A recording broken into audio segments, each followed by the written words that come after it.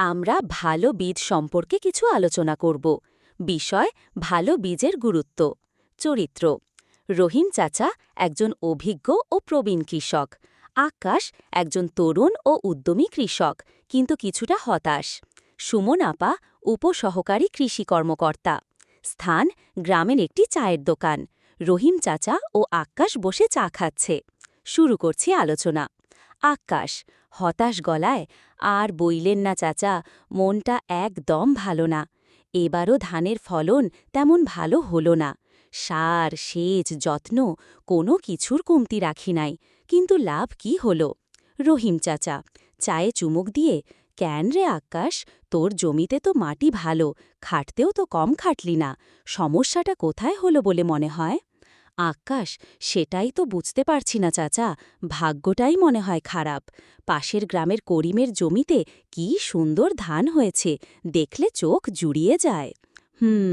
একটা কথা বলো তো, তুই এবার বীজ কোত্থেকে কিনেছিলি?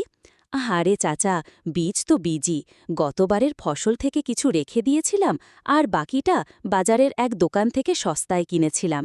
বীজের আর কি এমন তফাৎ হবে? রহিম চাচা একটু হেসে: এইখানেই তো আসল ভুলটা করেছিস বাবা। লোকে বলে সঠিক বীজে সঠিক ফল। ভালো ফসল ফলাতে চাইলে শুরুটা করতে হয় ভালো বীজ দিয়ে। তোর গোড়াতেই তো গলদ। এমন সময় কৃষি কর্মকর্তা সুমন আপা সেখানে আসেন। আসসালামু আলাইকুম চাচা, আকাশ ভাই, কি নিয়ে এক গুরুত্বপূর্ণ আলোচনা হচ্ছে? ওয়ালাইকুম আসসালাম। আরে মা এসো, এই আকাশকে বোঝাচ্ছিলাম ভালো বীজের গুরুত্ব। ও সস্তা পেয়ে যাতা বীজ বুনে এখন ফলন নিয়ে আফসোস করছে। সুমন আপা হেসে এগিয়ে এসে: রহিম চাচা তো একদম খাঁটি কথা বলেছেন আকাশ ভাই। একটা বিল্ডিং বানাতে গেলে যেমন মজবুত ইঁট দরকার, ভালো ফসল ফলাতে গেলেও তেমনি দরকার উন্নত ও প্রত্যয়িত বীজ।